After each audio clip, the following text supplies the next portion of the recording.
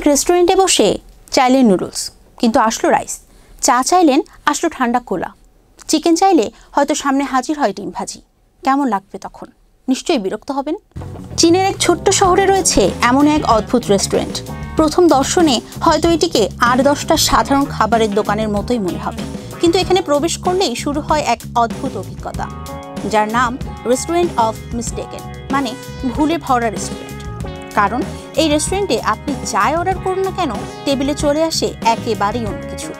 প্রথমে এই ভুলে সবাই বিরক্ত হতো, কিন্তু ধীরে ধীরে বিষয়টি পরিণত হয়েছে এক ধরনের খেলার মতো।